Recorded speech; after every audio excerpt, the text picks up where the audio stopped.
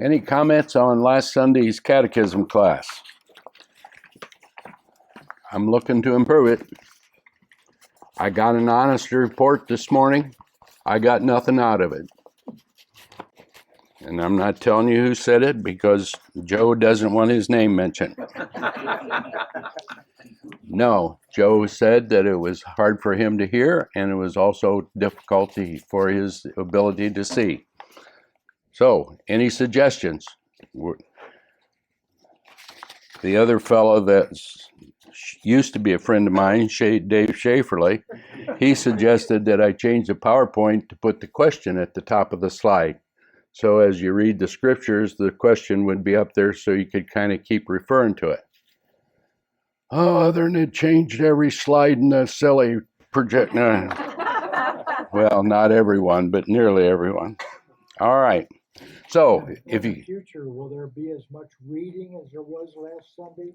Or will there be more comments and questions? Well, now that's an interesting question. And there's an... It was asked to me and I didn't have an answer. You didn't? No. Well, you make one up. That's what the... Since we're talking about this, I had a suggestion, or we did or something. Maybe just 2 different people read that reading instead of 10 people. Okay. And, you know, I think we can hear better with Okay. one person. That's just a suggestion. Yep. We're taking them all under advisement. We are going to have, right now, the plan is to have Catechism Sunday, first Sunday of the month. So we'll set up over on that side and we'll do that and project it, and we'll try to get somebody that doesn't have Parkinson's to run the computer because that causes interesting difficulties on how the projection works. So I've got an agreement on that. Hopefully there will be more discussion. I think on some of these doctrines of the church, we just need to kind of read over and be apprised of them. Maybe we don't need to discuss them as much, but I think down the road there will be more opportunity to discuss and to participate, which increases the length of time that catechism takes. But, well, isn't that what we're here for? Okay, so any other questions or comments? All right. Well, I'd like another suggestion on somebody telling us how we can record it. Logan said that he wasn't able to record last Sunday because of a couple different things that was causing difficulty. And so if anybody's got suggestions along that line, I'd appreciate those too. John 11.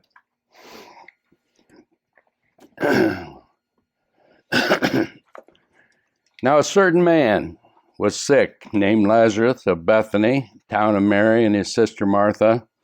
And it was that Mary that anointed the Lord with ointment and wiped his feet with her hair, whose brother Lazarus was sick. Therefore his sisters sent unto him, saying, Lord, behold, he whom thou lovest is sick.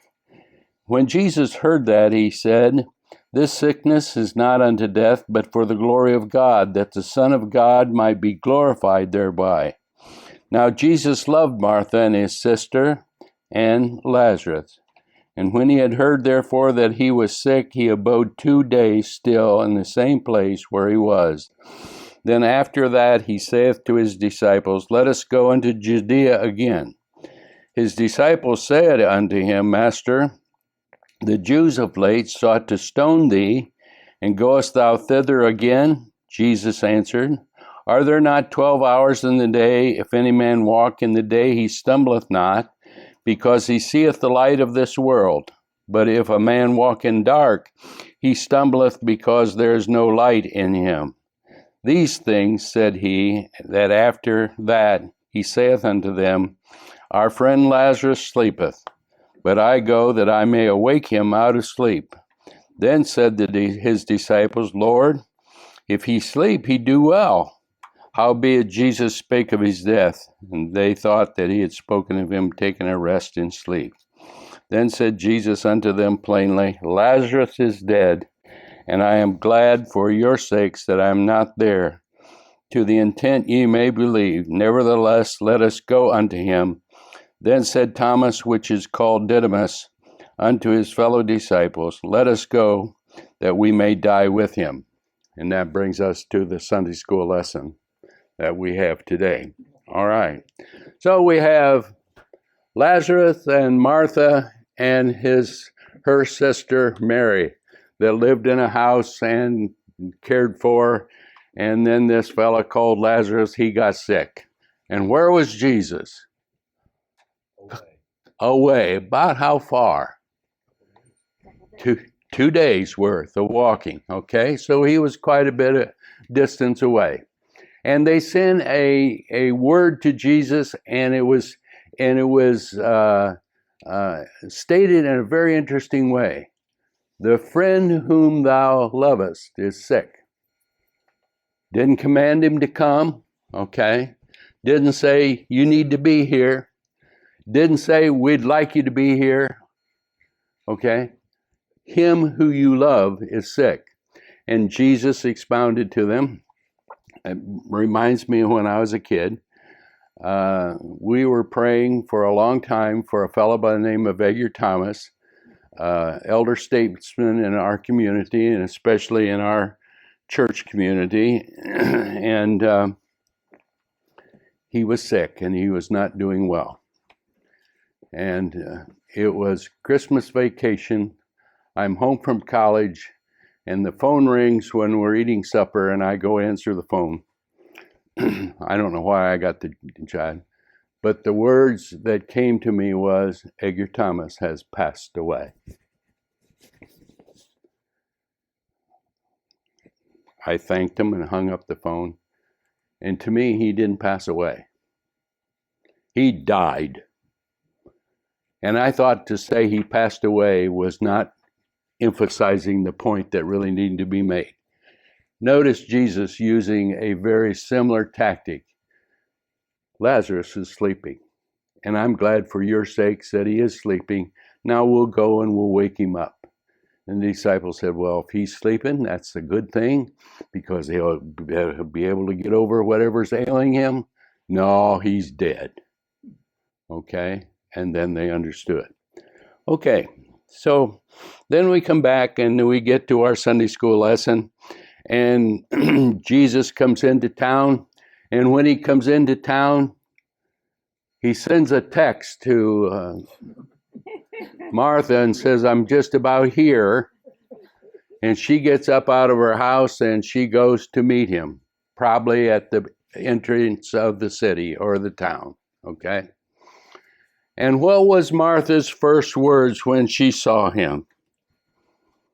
Then Martha, as soon as she heard that Jesus was coming, went and met him, but Mary sat in the house. Then said Martha unto him, Lord, if thou hadst been here, my brother had not died. Was that a rebuke? Was that a statement? How does that strike you?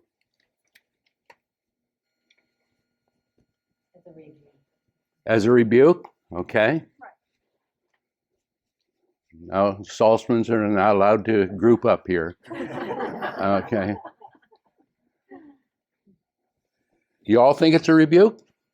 I don't think it was. I think she was just saying, you are God in the flesh, and if you were here, then he wouldn't have died because you wouldn't have allowed it to happen. Okay. Was it an invitation? Huh? I almost took it as an invitation For change. Okay, invitation for change. Okay, I got to think about that in a little bit. I don't think it was really either. What do you think it was? Like either a rebuke or just a statement. It sounded to me like it was kind of a profession of faith. Like she was saying, that I know if you had been here, you wouldn't have died. And then the next statement, I think, like, What's the next statement? it says, but I know that even now God will give you whatever you ask. And Okay. it sounds like she's saying, like, he wouldn't have died if that was your will, because God will give you what you ask. That's how I read that.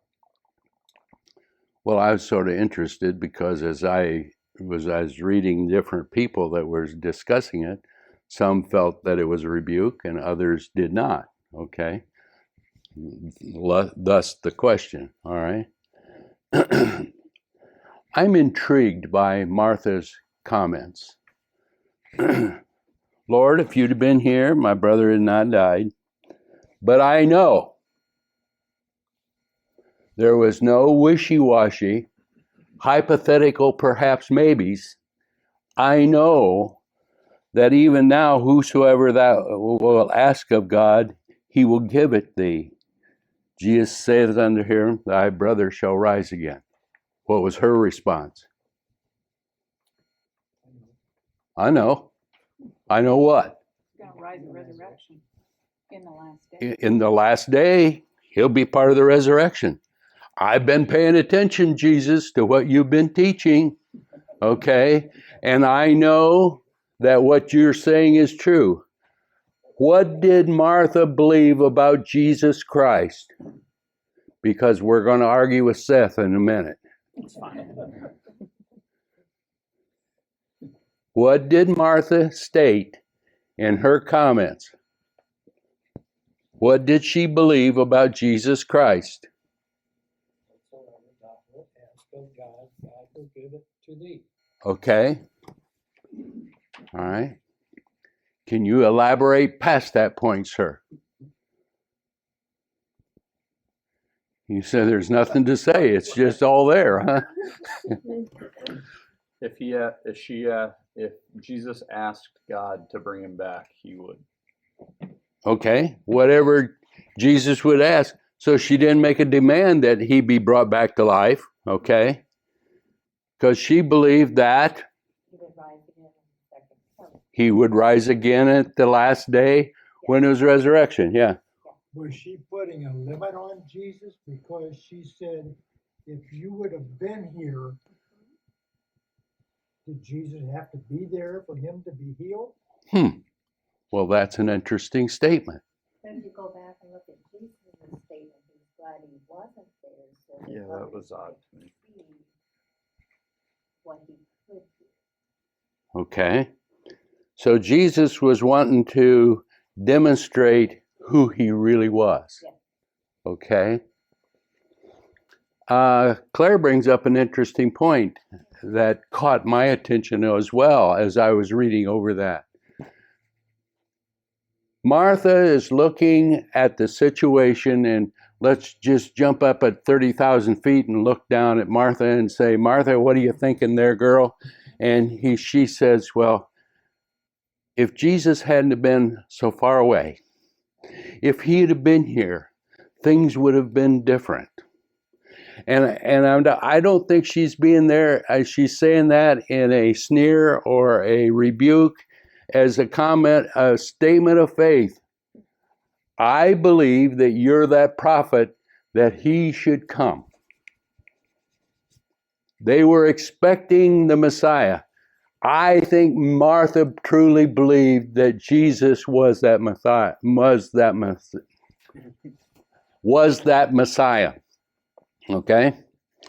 But for some reason, it seems to be that Martha had construed in her mind that in order for Jesus to do the miracle, he had to be at hand and on sight. He didn't seem like in her mind he had the ability to heal from afar off. What does that say about Martha's belief of Jesus? It's like ours.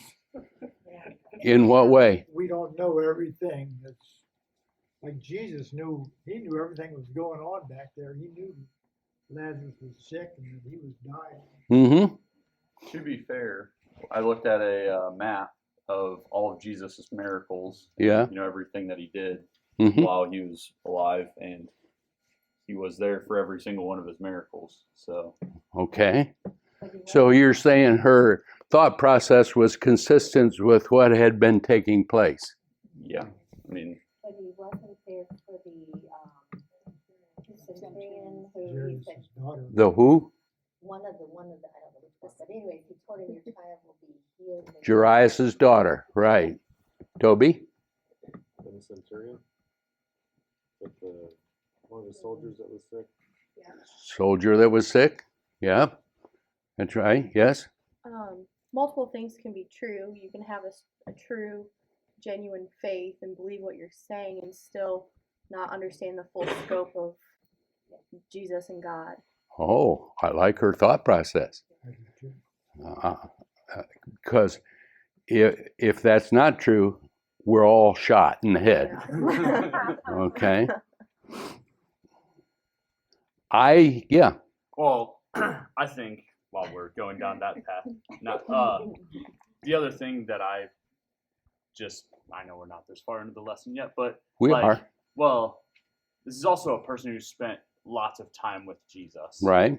which none of us have ever stood physically in his presence, reach out and been able to touch him like I Right. can touch you. So sometimes the closer you are to a situation, in a way, your understanding is going to be construed, because this is a person who sees Jesus almost as like a brother Mm-hmm. and is used to having them be with them a lot. So I guess I don't know how to say it, to us, Jesus is always in a way distant because we're not physically able to reach out and touch him the way that Okay. you and I are. So Yeah.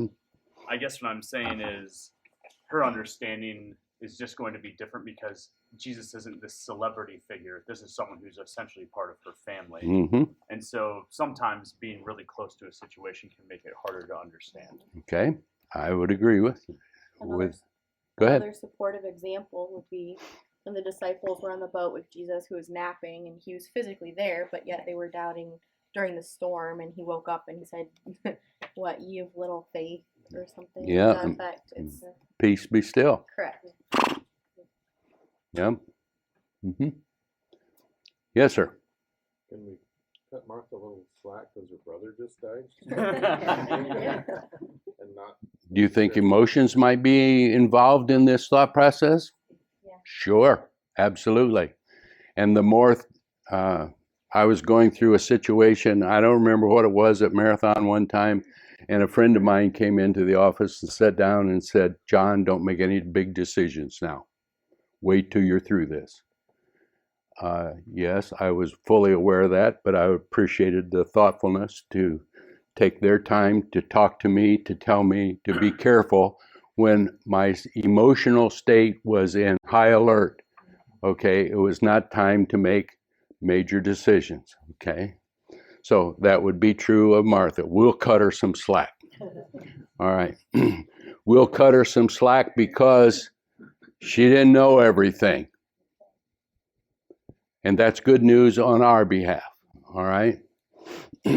But it appears to me that Martha had an appreciation of Jesus Christ for who he was and what he was there for, as far as to bring salvation, but it stopped at a point. She didn't understand that and that's my argument with you before when you said something about Jesus being God. Yeah. I don't think she got that connection, because God can do anything, anywhere, anytime, at his own choosing. And Martha seemed to put a limitation on Jesus, that he was a physical man that was doing a great thing. He was a Messiah that should come. But she hadn't got the part connected where, yes, and all of that, plus he's God too. Okay? So, here we have then, Martha says, I know he shall rise in the last day. And Jesus responds to her, I am the resurrection and the life, and he that believeth in me, though he were dead, yet shall he live. And whosoever liveth and believeth in me, shall never die. Believest thou this? Jesus putting her to the test.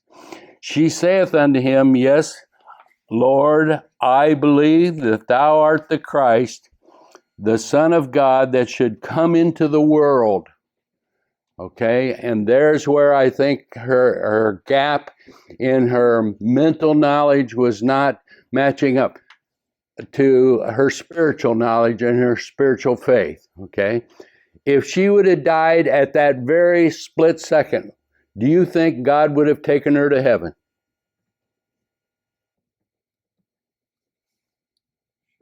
Yes. Yes. So lack of knowledge is not something that we are going to be judged for unless it is our choosing to have a lack of knowledge which leads us to spiritual light. If we are avoiding spiritual light and we are choosing to do that, we are accountable for that. But I don't think that would be Martha's situation. All right, here's my next question. How slow are you listening? What's Lazarus doing on all this? He did laying there. When my dad remarried, he married a woman that was much unlike my mom. Mom was always in a hurry, doing things at 110 miles per hour. And Rachel was, when we get to it, we will get there when I am ready. And it was a good thing Dad was in his late 80s, or it would have never worked. But that's a side issue. We're in the doctor's office, and I'm there to be a third set of ears. And as we're waiting for Dr. Fox to come into the room, Rachel is busy transcribing notes from this piece of paper and that piece of paper and this piece of paper into her journal. And I watched and I watched and I watched, and I said, Dad, you know, when it comes to your funeral, we're going to read all these things. Oh, Dad said, I don't want to lay there that long. And she just continued to transcribe. Bless her heart, anyhow. So, what's going on with Lazarus? He's dead. So, what does that mean? Surely he stinketh. Yes, he did. Why did he stink? He's been dead for 4 days, okay? So what's been going on with him? His body is in decomposition, okay? What else? Well, you guys surprised me. What happened at the moment of his death? What happened? Absent from the body is to be present with the Lord. Absent with the body is to be present with the Lord. So his spirit, what? Lord just happened to be on earth.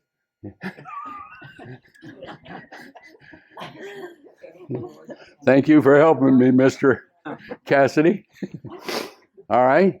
His spirit returned to the Lord who gave it. Okay.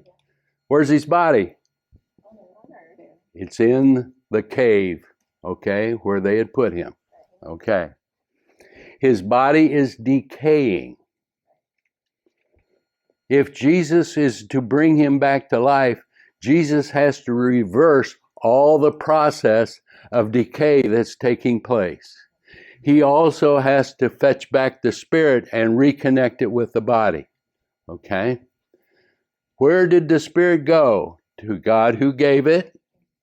So we who are in the church believe that at the moment of death, separation from the body takes place between the body and the spirit. Okay? Where does the spirit go? And the answer is, well, that depends upon what you believe.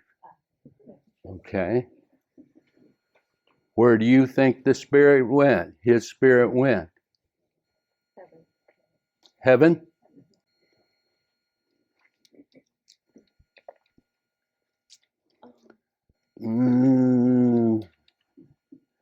I don't want to agree with you on that. Well, it didn't go to the other place. It What? didn't go to the other place. Paradise? Oh, where'd that word come from? You. Oh, I guess I'm not Lazarus, so I guess I don't know. That's between him and his creator. well, I tend to think Lazarus' soul was spiritually righteous and he went to a place that the dead in Christ would go. Okay? As a poor phraseology, but that's what I wanted to say. So I did just a little bit of looking up. There's 3 words that we need to kind of take into consideration, and I'll cheat. Sheol is a place of the dead which has associated with it misery and punishment.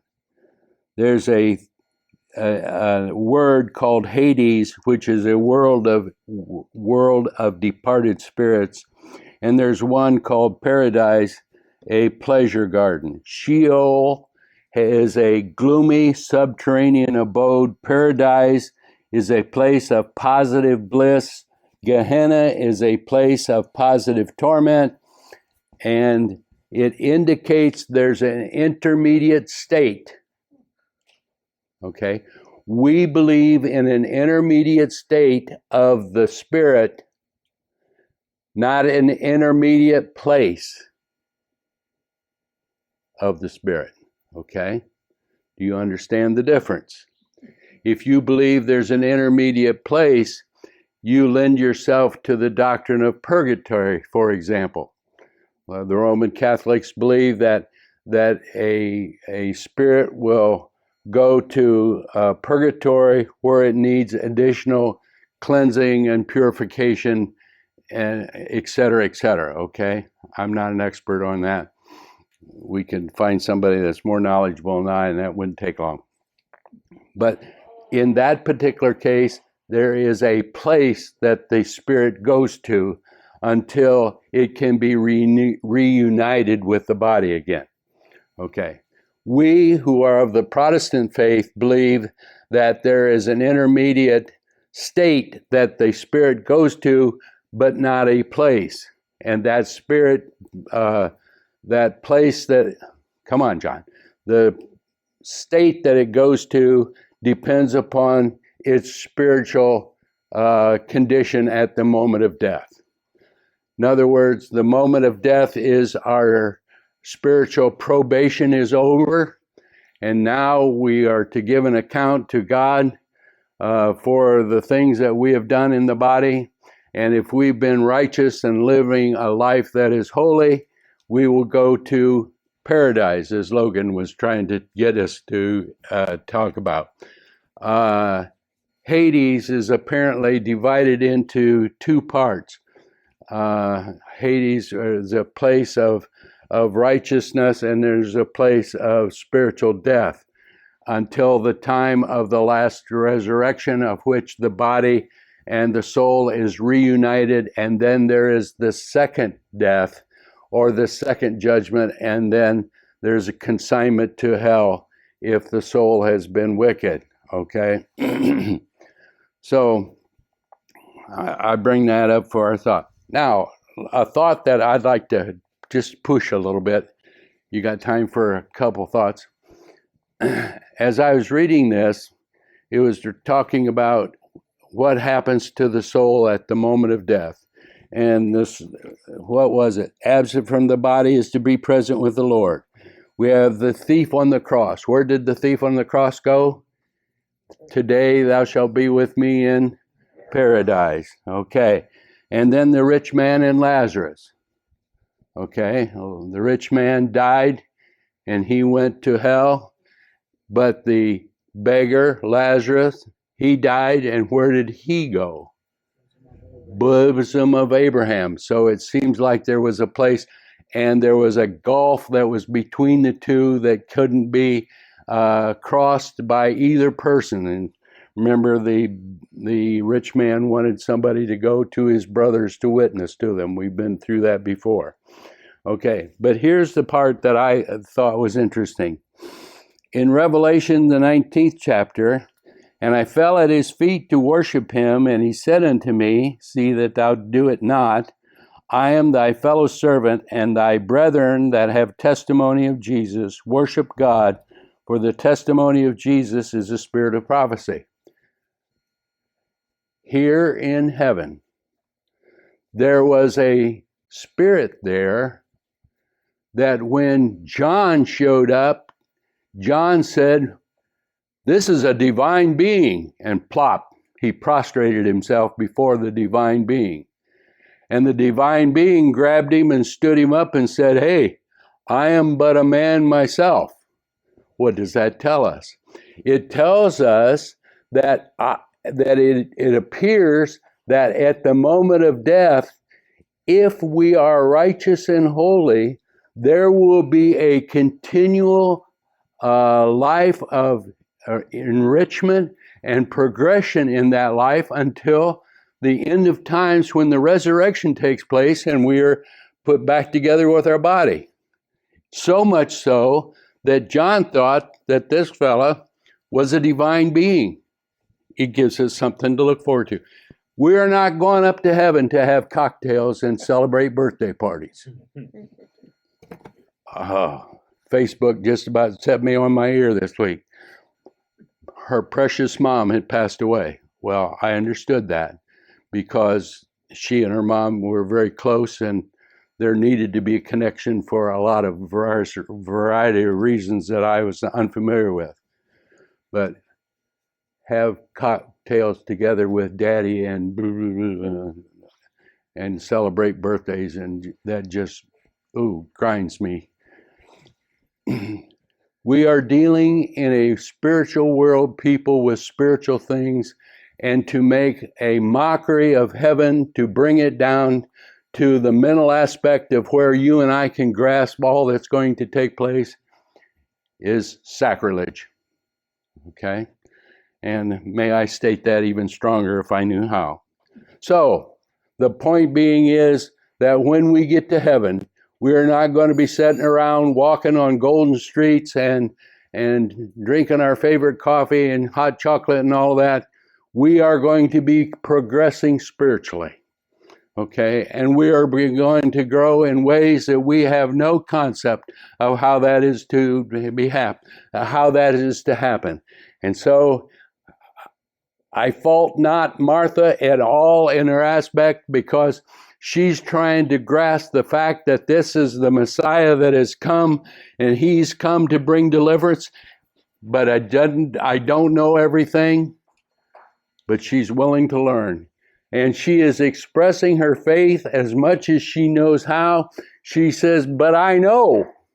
I am familiar with what the teaching is, and I, by faith, believe. I know that in the last days, things are going to be thus and so and thus and so. All right, that brings us to us today. What's your and I situation? Do you and I, like Martha, have just a head knowledge? Is our ability to think in terms of spiritual things only what we can grasp from here up? Or has God, the Holy Spirit, been able to transform your life and my life such that our innermost man has been transformed, and we now perceive things in the light of eternity, and our desire is to please God the Holy Ghost and God the Father and God the Son? How's your spiritual life doing? You and God need to get that all figured out, okay? And it is something that we need to be careful of, because when our final ticker is ticked, we will give an account, and we need to be ready. That's a horrible way to end the class, isn't it? I am the resurrection and life. He that liveth and believeth in me shall never die. There is a thought process in there where that spirit shall live on, and God shall be eternally praised and glorified because of what great things I've done? No. I've been faithful in my little corner. I've done that which God has expected me to do, and I've tried to be faithful. Have I done it faultlessly and errorlessly? No. Unfortunately, I don't know enough. But I can love with all my heart and have a perfect love that God has given to me and transformed my heart. I am the resurrection and life. Jesus said, there's more to this life, Martha. There's more to come. And if you live and believe in me, you shall never die. Let us live on forever. Have a great week. So Martha kind of got her brother tossed back and pulled out of paradise and tossed Yeah, back here. yeah. Bless her heart, right? Yeah. Thanks, sis. Yeah, Lazarus was like, you got to be kidding me. Yeah, yeah. Can you imagine? Can you imagine? Here he is progressing in spirituality, and yeah. What am I doing? Jesus was Thanks like, for "Yeah, coming you to got your class." sister to blame. Yep. So how are you? Good. Good. Doing good. You know, I think you're getting shorter. Yep. Yep. That was a great